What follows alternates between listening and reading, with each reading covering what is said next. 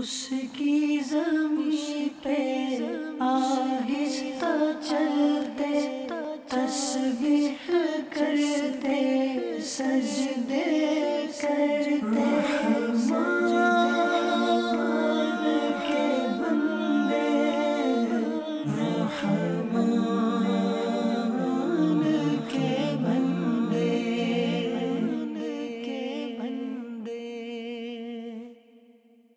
الحمدللہ رب العالمین، والصلاة والسلام علی سید الانبیاء والمرسلین، اما بعد فاعوذ باللہ من الشیطان الرجیم، بسم اللہ الرحمن الرحیم، الصلاة والسلام علیک یا رسول اللہ وعلی آلک واصحابک یا حبیب اللہ، الصلاة والسلام علیک یا نبی اللہ وعلی آلک واصحابک یا نور اللہ۔ مدنی چینل کے ناظرین، الحمدللہ عز و جل سلسلہ رحمان کے بندے لے کر ایک مرتبہ پھر حاضر ہیں، اور اس سلسلے میں ہم سورۃ الفرقان کے آخر میں اللہ جل شانہ نے اپنے محبوب بندے، اپنے پیارے بندے اور جو اس کے پسندیدہ لوگ ہیں، اس کے جو پسندیدہ بندے ہیں، ان کے جو اوصاف، ان کی جو صفتیں بیان کی ہیں، ان کو سننے کی ہم سعادت حاصل کر رہے ہیں۔ اب تک ہم 4 ان کے کام سن چکے ہیں کہ ان کے اندر کیا کیا خوبیاں ہوتی ہیں کہ اللہ تبارک و تعالی نے ان کو اپنا بندہ، رحمان کا بندہ ارشاد فرمایا۔ نمبر 1 کہ وہ زمین پر عاجزی کے ساتھ چلتے ہیں، آہستگی کے ساتھ چلتے ہیں۔ جب جہلاء ان سے مخاطب ہوتے ہیں تو پھر وہ ان سے الجھتے نہیں، بلکہ سلام کر کے گزر جاتے ہیں، تکبر کا اظہار نہیں کرتے، اور ان کی راتیں اپنے رب کے سامنے سجدے اور قیام کے اندر گزرتی ہیں۔ والذین یبیتون لربہم سجدا وقیاما، اور پھر جب وہ راتوں کو اللہ کی بارگاہ میں قیام کرتے ہیں، مخلوق کے ساتھ اچھا سلوک کرتے ہیں، تو اپنے اعمال پر نازع نہیں ہوتے، بلکہ اللہ تبارک و تعالیٰ کی بارگاہ میں گڑ گڑاتے ہیں اور اللہ کی بارگاہ میں دعا کرتے ہیں کہ ربنا اصرف عنا عذاب جہنم، کہ اے ہمارے رب ہم سے جہنم کے عذاب کو دور فرما۔ یہ اوصاف ہم اللہ تبارک و تعالیٰ کے محبوب بندوں کے سن چکے ہیں۔ آگے اللہ تبارک و تعالیٰ مزید ان کا ایک وصف بیان فرماتا ہے، چنانچہ ارشاد باری تعالیٰ ہے والذین اذا انفقوا لم یسرفوا ولم یقتروا وکان بین ذلک قواما، یعنی اعتدال سے خرچ کرتے ہیں، اس میں نہ حد سے بڑھتے ہیں اور نہ تنگی کرتے ہیں۔ اس آیت مبارکہ میں اللہ تبارک و تعالی نے ان مومنین کا، ان پیارے بندوں کا ایک وصف یہ بیان کیا کہ وہ راہ اعتدال کو اختیار کرتے ہیں۔ یہاں خرچ کرنے کے حوالے سے خاص طور پہ ذکر کیا ہے کہ جب وہ خرچ کرتے ہیں تو نہ اس میں ایسی زیادتی کرتے ہیں کہ جو ان کو اپنی ذات کی تنگی تک پہنچا دے، اور نہ ہی اس کے اندر وہ تنگی کرتے ہیں کہ جو ان کو مخلوق خدا پر شفقت و مہربانی کرنے سے روک دے۔ اللہ تبارک و تعالیٰ کو اور اس کے حبیب صلی اللہ تعالیٰ علیہ وآلہ وسلم کو وہ کام پسند ہیں کہ جو درمیانی اور اعتدال والے ہوں، یعنی دنیا کے اندر جو بھی دنیاوی کام کیے جائیں اس میں اعتدال کو اختیار کیا جائے، نہ تو ایسا ہو کہ بندہ غفلت کے اندر پڑا ہو، اور جو بھی کام کیا جائے وہ اعتدال اور درمیانی حالت کے اندر کیا جائے۔ ایسا نہ ہو کہ بندہ بالکل ایک جانب ہو یا بالکل اس کی اسٹریم آخر جانب کے اوپر چلا جائے، پھر نتیجہ یہ نکلے کہ وہ کام وہ کر ہی نہ سکے۔ اللہ تبارک و تعالی نے قرآن مجید فرقان حمید میں اس امت کی تعریف فرمائی اور یہ فرمایا کہ وَكَذَلِكَ جَعَلْنَاكُمْ أُمَّةً وَسَطًا، یعنی ہم نے تمہیں وسط امت، درمیانی امت بنایا، جس کا مطلب یہ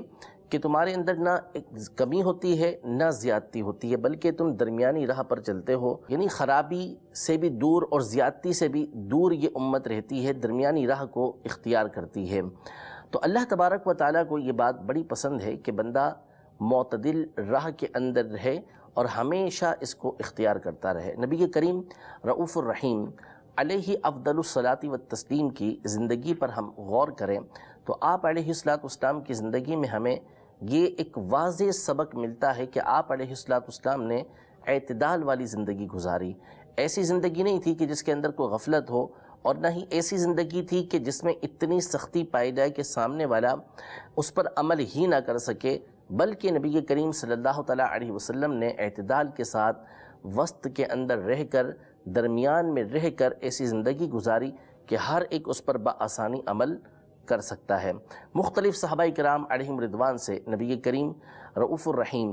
علیہ افضل الصلاۃ والتسلیم کے یہ معمولات منقول ہیں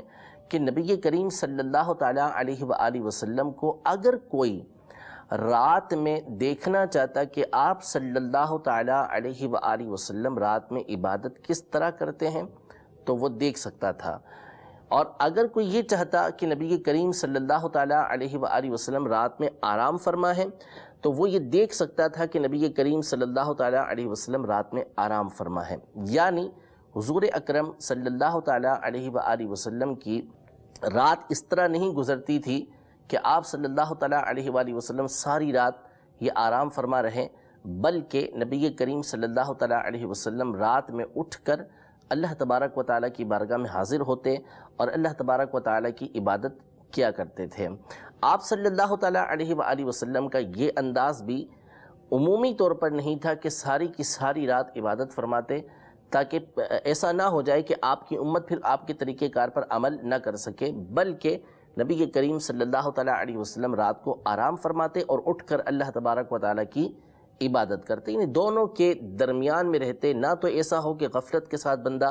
سویا ہی رہے، اپنے رب کو یاد نہ کرے، اور نہ ہی ایسا کہ بندہ اس پر ہمیشہ کاربند نہ ہو سکے۔ یعنی حضور علیہ السلام اس سے مبرہ تھے،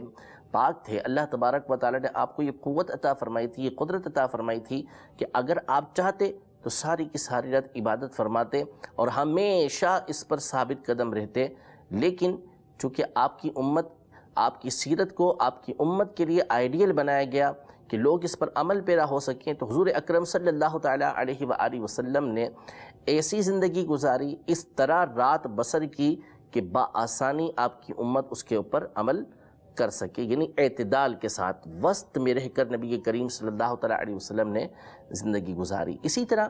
بعض صحابہ کرام علیہم رضوان یہ فرماتے ہیں کہ نبی کریم صلی اللہ تعالیٰ علیہ وآلہ وسلم کو کوئی دیکھنا چاہتا کہ آپ صلی اللہ تعالیٰ علیہ وآلہ وسلم نے روزہ رکھا ہوا ہے تو وہ یہ بھی دیکھ سکتا تھا، یعنی نفلی روزہ، اور اگر کوئی چاہتا کہ حضور علیہ السلام نے روزہ نہیں رکھا، روزہ چھوڑا ہوا ہے یعنی نفلی روزہ، تو یہ بھی دیکھ سکتا تھا۔ یعنی ایسا نہیں ہوتا تھا کہ حضور صلی اللہ تعالیٰ علیہ وآلہ وسلم ہمیشہ یہ روزہ ہی رکھتے رہتے، اور ایسا بھی نہیں ہوتا تھا کہ بالکل نفلی روزے نہ رکھیں، بلکہ دونوں کے درمیان کی راہ کو اختیار فرماتے کہ روزے رکھتے بھی اور روزے چھوڑا بھی کرتے، نفلی روزے رکھتے اور نفلی روزوں کو چھوڑا کرتے، تاکہ آپ کی امت یہ نیک اعمال بھی کرتی رہے، آپ کی سیرت پر عمل پیرا بھی ہو، اور وہ کسی مشقت کے اندر، کسی آزمائش کے اندر، کسی مشکل کے اندر پڑے بھی نہ، ان کے لیے آسانی کے ساتھ آپ صلی اللہ تعالیٰ علیہ وسلم کی سیرت پر عمل کرنا یہ ممکن ہو۔ قاضی اعظم مالکی رحمۃ اللہ تعالیٰ علیہ نے اپنی مشہور و معروف کتاب الشفاء بتعریف حقوق المصطفیٰ صلی اللہ تعالیٰ علیہ وآلہ وسلم میں یہ بات ارشاد فرمائی کہ جس طرح نبی کریم صلی اللہ تعالیٰ علیہ وآلہ وسلم کی ذات گرامی یہ رحمت للعالمین ہے، ساری مخلوق کے لیے رحمت ہے، اسی طرح نبی کریم صلی اللہ تعالیٰ علیہ وآلہ وسلم کی جو سیرت ہے، حضور اکرم صلی اللہ تعالیٰ علیہ وآلہ وسلم کا جو طریقہ کار ہے، وہ بھی ساری امت کے لیے، سب لوگوں کے لیے رحمت ہے کہ اس پر عمل کرنا یہ بالکل آسان ہوتا ہے۔ بعض صحابہ کرام علیہم رضوان جیسے حضرت سیدنا عبداللہ بن عمر بن العاص رضی اللہ تعالیٰ عنہما، یہ بہت زیادہ عبادت کے اندر بہت زیادتی کیا کرتے تھے اور کثرت کے ساتھ روزے رکھا کرتے تھے، اور معمول تھا کہ ساری ساری رات اللہ تبارک و تعالیٰ کی عبادت کیا کرتے تھے۔ تو نبی کریم صلی اللہ تعالیٰ علیہ وآلہ وسلم ان کے پاس خود تشریف لائے، بعض روایتوں میں ملاقات ہوئی تو حضور علیہ السلام نے ان کو ارشاد فرمایا کہ اس طرح روزے رکھا کرو۔ پہلے ان کو کہا کہ وہ 3 روزے رکھیں، انہوں نے کہا کچھ زیادتی فرما دیجئے، 5 کی اجازت مرحمت فرمائی، 7 کی اجازت مرحمت فرمائی، پھر صوم داودی کا حکم ارشاد فرمایا، یعنی وہ بار بار طلب کرتے رہے کہ آپ اس کو بڑھا دیجئے اور کیجئے زیادہ۔ تو حضور علیہ السلام نے فرمایا کہ صوم داودی رکھا کرو، یعنی ایک دن روزہ رکھو اور ایک دن افطار کیا کرو، یعنی ایک دن روزہ نہ رکھو، ایک دن روزہ رکھا کرو۔ یہ صوم داودی یعنی حضرت داؤد علیہ نبینا و علیہ السلام کا روزہ کہلاتا ہے۔ تو ان کو اس بات کا حکم ارشاد فرمایا، اس لیے کہ یہ اس بات کی آگے چل کر قوت نہیں رکھ سکتے تھے کہ اس طریقہ کار کو ہمیشہ اپنا سکیں، اور ایسا ہی ہوا کہ بڑھاپے میں حضرت سیدنا عبداللہ بن عمرو بن العاص رضی اللہ تعالی عنہما یہ کہا کرتے تھے کہ کاش میں نے نبی کریم صلی اللہ تعالی علیہ وآلہ وسلم کی اس رخصت کو قبول کر لیا ہوتا۔ اسی طرح حضرت سیدنا ابو الدرداء رضی اللہ تعالی عنہ، ان کا یہ معمول تھا کہ وہ ساری رات عبادت کیا کرتے تھے اور دن میں روزہ رکھا کرتے تھے۔ تو ایک مرتبہ حضرت سیدنا سلمان فارسی رضی اللہ تعالی عنہ ان کے یہاں مہمان ہوئے، تو رات جب عبادت کرنے لگے تو حضرت سلمان فارسی رضی اللہ تعالی عنہ نے فرمایا کہ پہلے آپ آرام فرمائیں۔ انہوں نے آرام کیا، پھر وہ کھڑے ہوئے، پھر ان کو کہا کہ آپ آرام فرمائیں، پھر آرام کے لیے کہا، پھر کہا کہ اب کھڑے ہوں اور اللہ تبارک و تعالیٰ کی آپ عبادت فرمائیں۔ پھر اس کے بعد آپ نے فرمایا کہ تمہارے اوپر تمہاری آنکھوں کا حق ہے، تمہارے جسم کا حق ہے، تمہارے گھر والوں کا تمہارے اوپر حق ہے، ان حقوق کو نبھانا یہ تمہارے لیے ضروری ہے۔ یہ بات جب نبی کریم صلی اللہ تعالیٰ علیہ وآلہ وسلم تک پہنچی کہ حضرت سیدنا سلمان فارسی رضی اللہ تعالیٰ عنہ نے حضرت ابو الدرداء رضی اللہ تعالیٰ عنہ کو اس طرح سمجھایا ہے، تو حضور اکرم صلی اللہ تعالیٰ علیہ وآلہ وسلم نے ارشاد فرمایا کہ سلمان نے سچ کہا، یعنی انہوں نے جو سمجھایا وہ بالکل صحیح طریقے سے سمجھایا ہے۔ یہاں دونوں باتوں کو سامنے رکھنا ضروری ہے۔ یہ جتنی بھی گفتگو میں نے کی ہے، ہرگز اس کا مطلب یہ نہیں کہ ہم عبادت سے دور ہوں، بلکہ ہماری جو شریعت ہے، ہمارے نبی کریم صلی اللہ تعالیٰ علیہ وآلہ وسلم کا جو طریقہ کار ہے وہ اعتدال ہے۔ اگر بالکل نفلی عبادت کو چھوڑ دیا جائے تو اس کا نتیجہ یہ نکلتا ہے کہ بندہ عام طور پہ غفلت کے اندر پڑ جاتا ہے۔ علماء یہ ارشاد فرماتے ہیں کہ دین کی بنیاد تو 5 چیزوں پہ رکھی گئی، بنی الاسلام علی 5، کہ بنیاد جو ہے وہ 5 چیزوں کے اوپر ہے، یعنی اسلام ایک عمارت ہے اور اس کے جو پلر ہیں وہ ستون جو ہیں وہ 5 چیزیں ہیں: کلمہ طیبہ پڑھنا، نماز ادا کرنا، روزہ رکھنا، زکوٰۃ دینا اور حج بیت اللہ کرنا۔ لیکن جو عمارت ہوتی ہے وہ صرف ستونوں پر مشتمل نہیں ہوتی، بلکہ اس کی بہت ساری اور چیزیں بھی ہوتی ہیں۔ اس کی دیواریں ہوتی ہیں، اس کی چھت ہوتی ہے، اس کے ارد گرد فصیل ہوتی ہے، یعنی باڑ ہوتی ہے کہ جو اس کی حفاظت کرتی ہے۔ تو یہ بات علماء نے ارشاد فرمائی کہ جس طرح یہ 5 چیزیں ہیں یہ تو حیثیت رکھتی ہیں ستون کی، لیکن جو دین کے دیگر امور ہیں، واجبات ہیں، دیگر فرائض ہیں، یہ کسی مکان کے لیے چھت اور دیواروں کی حیثیت رکھتے ہیں، اور جو ہمارے نوافل ہیں، جو مستحب کام ہیں، یہ ہمارے لیے ایک فصیل کی، ایک حفاظت والی دیوار کی حیثیت رکھتے ہیں کہ یہ چیزیں بندے کے فرائض کی، بندے کے واجبات کی حفاظت کرتی ہیں۔ اگر بندہ نفل پڑھتا ہے، مستحبات کو ادا کرتا ہے، تو نتیجہ یہ نکلتا ہے کہ اس کے فرائض، اس کے واجبات یہ محفوظ رہتے ہیں۔ یعنی بہت مشکل ہوتا ہے کہ جو نفل کا عادی ہوتا ہے وہ فرائض و واجبات کو چھوڑ دے، شیطان کو اس سے فرائض و واجبات چھوڑواتے ہوئے ایک وقت لگتا ہے۔ تو بہرحال دونوں باتوں کو پیش نظر رکھنا ضروری ہے جو ابھی بیان کی گئیں، کہ بندہ نہ تو غافل ہو جائے اور نہ ہی اتنا زیادہ پڑھے کہ جس کی وجہ سے وہ مشکل کے اندر آ جائے۔ نبی کریم صلی اللہ تعالیٰ علیہ وآلہ وسلم نے ایک مثال کے ذریعے اس بات کو بیان فرمایا کہ استعینوا، مدد حاصل کرو، بالغدوۃ والعشی وشیء من الدلجۃ، او کما قال علیہ الصلاۃ والسلام، صبح میں چلنے سے، شام میں چلنے سے اور رات کے آخری پہر چلنے کے ساتھ مدد حاصل کرو۔ یعنی یہ مثال دی نبی کریم صلی اللہ تعالیٰ علیہ وآلہ وسلم نے ایک مسافر کی، سفر کرنے والے کی، کہ وہ جب سفر کرتا ہے راستے میں صبح کے وقت اس نے سفر اختیار کیا، پھر اس کے بعد کچھ دیر وہ آرام کرتا ہے، ٹھہرتا ہے، پھر وہ شام میں دوبارہ سفر اختیار کرتا ہے، پھر اس کے بعد رات کو کچھ آرام کرتا ہے، اور پھر اس کے بعد اٹھ کر وہ دوبارہ چلنا شروع کرتا ہے۔ تو یہ چیز اس کو نشاط میں رکھتی ہے اور وہ بآسانی اپنے سفر کو طے کر لیتا ہے، اپنی منزل مقصود تک وہ پہنچ جاتا ہے۔ تو یہ مثال کے ذریعے سمجھایا کہ اسی طرح عبادت اختیار کرو، کہ ایک ساتھ بہت سارا کام کرنا شروع کر دیا، بہت ساری عبادت کرنا شروع کر دی، لیکن اس کے اوپر مستقیم نہ ہو سکو، اس پر پابند نہ ہو سکو، ایسا نہیں، بلکہ تھوڑا تھوڑا کر کے نفلی عبادات کو اختیار کرتے رہو تاکہ تم اس کو بآسانی یہ نبھا سکو۔ تو بندہ جتنی وسعت رکھتا ہے کہ یہ ہمیشہ کام کر سکے گا، تو اسے چاہیے کہ وہ نفلی کام اتنے ہی اپنے ذمے لے، ان نفلی کاموں کو، عبادات کو وہ کرتا رہے، نوافل پڑھے پڑھنا چاہیے کہ یہ بہت مفید چیز ہے، اور لیکن پڑھیں اتنا کہ ہمیشہ اس کو ادا کر سکیں۔ نفلی روزے رکھنے چاہیے کہ بہت زیادہ فضیلت احادیث طیبہ کے اندر آئی ہیں، لیکن جتنے بھی رکھیں عادت بنائیں کہ ہمیشہ اس کو رکھتے رہیں، تاکہ ہمیشہ کا جو اجر ہے وہ اللہ تبارک و تعالیٰ کی بارگاہ سے ہمیں حاصل ہوتا رہے۔ قرآن مجید فرقان حمید کی کچھ اور آیتیں میں اس حوالے سے آپ کی بارگاہ میں عرض کرتا ہوں کہ یہاں اللہ تبارک و تعالیٰ نے یہ ارشاد فرمایا کہ وَالَّذِينَ إِذَا أَنفَقُوا لَمْ يُسْرِفُوا وَلَمْ يَقْتُرُوا وَكَانَ بَيْنَ ذَلِكَ قَوَامًا،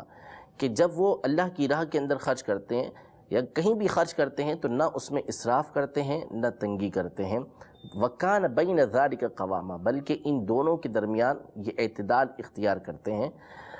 تو قرآن پاک میں اللہ تبارک و تعالیٰ نے اس بات کا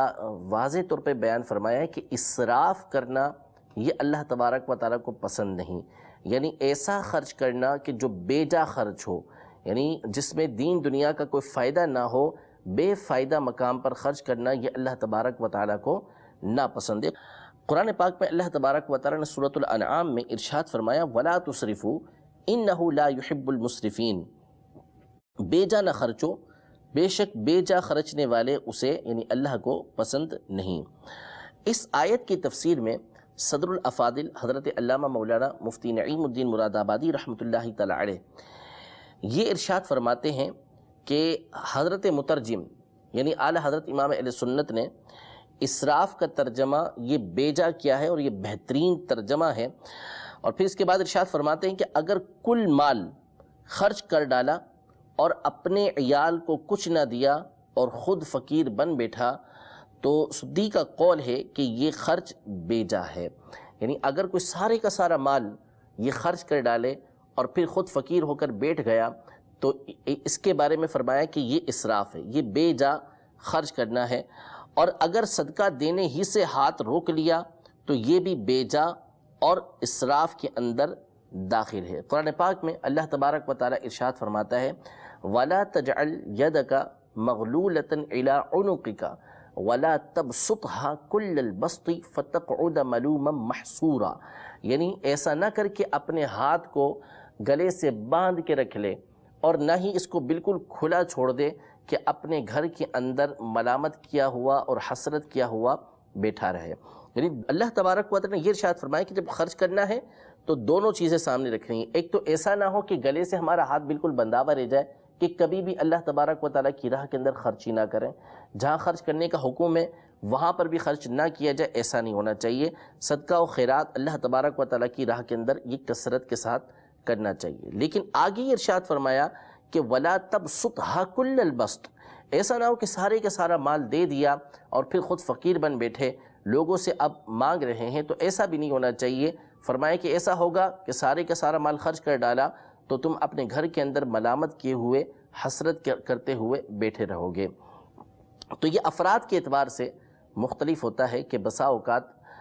بعض لوگ وہ ہوتے ہیں کہ جن کو اس بات کی قوت و قدرت حاصل ہوتی ہے کہ وہ اگر اللہ تبارک و تعالیٰ کی راہ کے اندر سارے کا سارا مال خرچ کر دیں تو بھی وہ مستقیم رہتے ہیں، یعنی اللہ تبارک و تعالیٰ پر ان کا بھروسہ یہ کامل رہتا ہے۔ اور بعض وہ ہوتے ہیں کہ جو اس بات کی وسعت نہیں رکھتے کہ اگر وہ سارے کا سارا مال اللہ کی راہ کے اندر خرچ کر دیں تو پھر اس کے بعد ان کی زبانوں پر شکوہ ہوتا ہے۔ اس لیے رب تبارک و تعالیٰ نے ہمیں اعتدال کا حکم دیا، یعنی ایسا خرچ کرنے کا حکم دیا کہ اس کی راہ کے اندر خرچ بھی ہوتا رہے اور بندہ اس کے پاس مال باقی بھی رہے کہ وہ اللہ تبارک و تعالیٰ کی بارگاہ میں شکوہ کرنے والا نہ ہو جائے، بلکہ جو مال باقی ہے اسے خرچ کرے اور اللہ تبارک و تعالیٰ کا شکر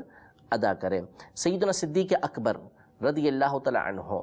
ان کی سیرت ہمارے سامنے ہے کہ حضرت سیدنا عمر فاروق رضی اللہ تعالیٰ عنہ جنگ تبوک کے موقع پر جب نبی کریم صلی اللہ تعالیٰ علیہ وآلہ وسلم نے اعلان کیا کہ سب جو لشکر ہے اس کے لیے مال لے کر آئیں، تو سیدنا عمر رضی اللہ تعالیٰ عنہ یہ سوچ کر کہ آج میں نیکی کے اندر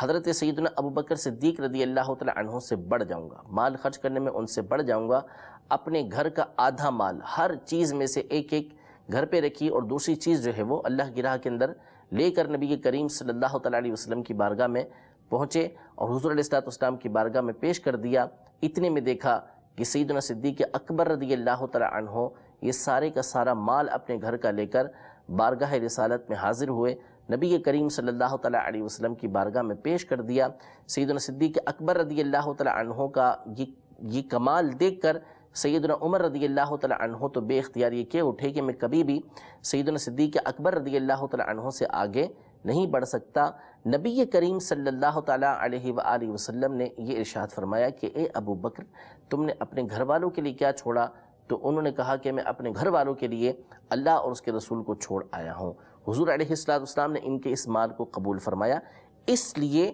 کہ نبی کریم صلی اللہ تعالیٰ علیہ وآلہ وسلم جانتے تھے کہ سیدنا صدیق اکبر رضی اللہ تعالیٰ عنہ اگر اپنا سارا کا سارا مال اللہ تبارک و تعالیٰ کی راہ کے اندر دے بھی دیں گے تو اس کے بعد بھی اللہ تبارک و تعالیٰ پر بھروسہ ان کا کامل رہے گا اور کسی طرح بھی ان کی زبان پر شکوہ یہ جاری نہیں ہوگا۔ تو اللہ تبارک و تعالیٰ کی ذات پر جیسا بھروسہ، جیسا توکل ہوتا ہے، اس کے مطابق خرچ کرنے کا اللہ تبارک و تعالیٰ کی راہ کے اندر حکم دیا گیا ہے۔ کچھ احادیث طیبہ نبی کریم صلی اللہ تعالیٰ علیہ وسلم نے جو ارشاد فرمائی کہ اعتدال بندہ اختیار کرے، وہ میں آپ کے سامنے عرض کرتا ہوں۔ حضرت سیدنا عبداللہ بن عمر رضی اللہ تعالیٰ عنہ روایت کرتے ہیں کہ رسول اللہ صلی اللہ تعالیٰ علیہ وسلم نے ارشاد فرمایا، میانہ روی سے خرچ کرنا نصف معیشت ہے اور لوگوں سے محبت کرنا نصف عقل ہے اور اچھا سوال کرنا آدھا علم ہے۔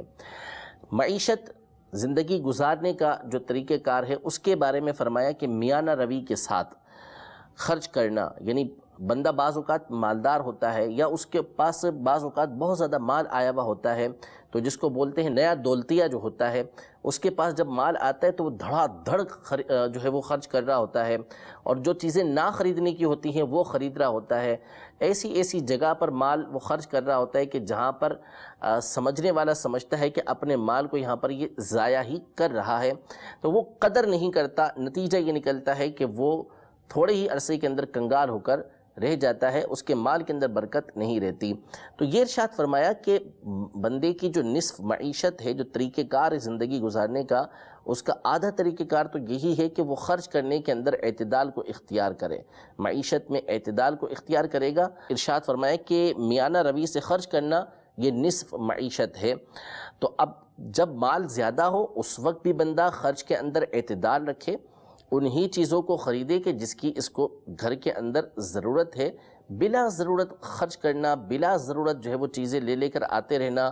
یہ تمام کی تمام چیزیں جو ہیں وہ اب بندے کی عادتیں بھی خراب کرتی ہیں اور اس کے مال کو یہ ضائع بھی کرتی ہیں۔ یہ اللہ تبارک و تعالیٰ کی بعض اوقات ناشکری کے درجے کے اندر آتی ہیں، جس کا نتیجہ مال کی بربادی کی صورت میں نکلتا ہے۔ دوسری بات، نبی کریم صلی اللہ علیہ وسلم نے ارشاد فرمائی کہ لوگوں سے محبت کرنا نصف عقل ہے، یعنی جو عقل مند ہوتا ہے وہ ہمیشہ دوسروں سے محبت کرتا ہے، لوگوں سے نفرت نہیں کرتا۔ مخلوق خدا سے محبت کرنا بندے کو اللہ تبارک و تعالیٰ کے قریب کر دیتا ہے۔ جو بندہ دوسروں سے محبت کرتا ہے تو لوگ بھی اس سے محبت کرتے ہیں، اس لیے فرمایا کہ یہ نصف عقل ہے، یعنی عقل کا تقاضا یہ ہے کہ بندہ لوگوں سے محبت کرے۔ اور فرمایا کہ اچھا سوال کرنا آدھا علم ہے، یعنی اگر کوئی اچھے انداز میں سوال کرے جس کا نتیجہ یہ نکلتا ہے کہ جب اس کو سامنے سے جواب ملتا ہے تو اس کا فائدہ اس کی ذات کو بھی ہوتا ہے اور جو دوسرے لوگ ہوتے ہیں سننے والے، ان کو بھی اس کا فائدہ حاصل ہوتا ہے۔ تو سوال کرنے کا حکم دیا گیا ہے، لیکن سوال ایسا کیا جائے کہ جس کے ذریعے سے اپنی ذات کو بھی فائدہ پہنچے، دوسروں کو بھی فائدہ پہنچے۔ ہمارے یہاں ایک بہت بڑی تعداد ہے کہ جس کو سوال کرنے کا عمومی طور پر ڈھنگ نہیں ہوتا، یعنی سوال کرنے کے آداب تو دور کی بات ہے، سوال کرنا کون سا ہے بہت سے لوگ اس کو بھی نہیں جانتے۔ بعضوں پر بہت ساری چیزیں فرض ہوتی ہیں، فرض علوم انہوں نے سیکھے نہیں ہوتے، لازم ہوتا ہے کہ ان چیزوں کو وہ سیکھیں۔ ان تمام چیزوں کو چھوڑ کر وہ ایسی بے سروپا بحث کے اندر پڑے ہوتے ہیں، ایسی بے سروپا چیزوں کے بارے میں سوالات کر رہے ہوتے ہیں جن سے نہ ان کا دنیا کے اندر کوئی تعلق ہوتا ہے، نہ قیامت کے دن اس بارے میں ان سے کوئی بات پوچھی جائے گی۔ تو اچھا سوال کرنا، اس کو آدھا علم فرمایا ہے۔ ایک اور حدیث مبارکہ نبی کریم صلی اللہ تعالیٰ علیہ وآلہ وسلم نے ارشاد فرمایا کہ جو اللہ کے لیے عاجزی اختیار کرے اللہ عز و جل اسے بلندی عطا فرماتا ہے، جو خرچ میں میانہ روی کرے اللہ عز و جل اسے غنی کر دیتا ہے، اور جو اللہ تعالیٰ کا ذکر کرے اللہ عز و جل اس سے محبت فرماتا ہے۔ پہلی چیز یہ ارشاد فرمائی کہ عاجزی اختیار کرے، اللہ عز و جل اسے بلندی عطا فرماتا ہے۔ جو انکساری کرے، اپنے آپ کو چھوٹا سمجھے، تو اللہ تبارک و تعالیٰ کو یہ چیز بڑی پسند ہے، یہ بات بہت پسند ہے، تو اللہ تبارک و تعالیٰ اس کو بلندی عطا فرماتا ہے، مقام اور مرتبہ عطا فرماتا ہے۔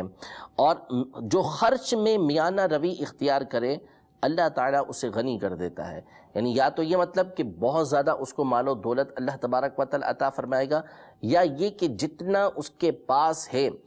جب اس کے اندر وہ میانہ روی اختیار کرے گا تو اللہ تبارک و تعالیٰ اس کو دل کا غنا عطا فرمائے گا، دل سے وہ غنی ہوگا، اور اس کو کم مال کے اندر بھی پریشانی نہیں آئے گی۔ ہمارے یہاں ہوتا یہی ہے، ایک بڑی تعداد ہے کہ جس کو مال کم ہوتا ہے، لیکن ان کے یہاں تنگی آنے کی وجہ یہ ہوتی ہے کہ وہ آمدن اور خرچ کے درمیان یہ تناسب نہیں رکھ پاتے۔ آمدن کم ہوتی ہے، خرچ زیادہ ہوتا ہے، نتیجہ یہ نکلتا ہے کہ آئے دن پریشانیوں کا سامنا ہوتا ہے، لوگوں سے قرض مانگنا پڑتا ہے، پھر ان کے لیے دیگر مسائل کھڑے ہوتے ہیں۔ تو اس لیے ہمیشہ خرچ کے اندر بندہ یہ توسط اختیار کرے، متوسط رہے، اعتدال اختیار کرے، تو اس کے لیے آسانیاں ہی آسانیاں رہتی ہیں۔ اور فرمائے جو اللہ تعالیٰ کا ذکر کرے اللہ عز و جل اس سے محبت فرماتا ہے۔ دل سے ذکر کرنا، زبان سے ذکر کرنا، اعضاء کے ذریعے ذکر کرنا اللہ تبارک و تعالیٰ کی محبت کے حصول کا ذریعہ ہے۔ آخر میں ایک اور حدیث مبارکہ اس حوالے سے سماعت فرمائی۔ حضرت انس بن مالک رضی اللہ تعالیٰ عنہ ارشاد فرماتے ہیں کہ نبی کریم رؤوف الرحیم علیہ افضل الصلاۃ والتسلیم نے ارشاد فرمایا، جس نے استخارہ کیا وہ نامراد نہیں ہوگا، اور جس نے مشورہ کیا وہ نادم نہیں ہوگا، اور جس نے میانہ روی کی وہ کنگال نہیں ہوگا۔ استخارہ کیا یعنی اللہ تبارک و تعالیٰ سے خیر طلب کی تو وہ نامراد نہیں ہوگا، یعنی اگر اس کا وہ کام نہ بھی ہوا جو استخارہ کر کے وہ کرنے لگا ہے تو اس کے اندر اس کو فائدہ ضرور حاصل ہوگا، اس کے فوائد اس کو بعد میں ضرور حاصل ہوں گے۔ اور جو مشورہ کر کے کام کرے گا تو اس کو ندامت نہیں ہوگی کہ اس نے کم از کم مشورہ تو لوگوں سے کر لیا تھا جن سے مشورہ کرنا چاہیے تھا، اب اگر اپنے مقصد کے اندر وہ ناکام ہو بھی جاتا ہے، اپنے کام میں وہ ناکام ہو بھی جاتا ہے، تو اس کا دل مطمئن رہتا ہے کہ میں نے اپنی طرف سے پوری کوشش کی تھی، مشورہ لوگوں سے کر لیا تھا جو میرے بس کی بات تھی۔ اور تیسری بات یہ ارشاد فرمائی کہ جس نے میانہ روی اختیار کی وہ کنگال نہیں ہوگا، یعنی اس کا مال ختم نہیں ہوگا، مال ضائع نہیں ہوگا، جبکہ میانہ روی کو، اعتدال کو اختیار کرے۔ اللہ تبارک و تعالیٰ اپنے محبوب بندوں کی یہ صفت بھی ہمیں اختیار کرنے کی توفیق عطا فرمائے کہ بخل سے، اللہ تبارک و تعالیٰ کنجوسی سے، لالچ سے ہمیں محفوظ فرمائے، اور اس کی راہ کے اندر خرچ کرنے کی اللہ تبارک و تعالیٰ ہمیں توفیق عطا فرمائے۔ آمین بجاہ النبی الامین صلی اللہ تعالی علیہ وآلہ وسلم۔ اس کی زمین پہ آہستہ چلتے، تسبیح کرتے، سجدے کرتے، رحمان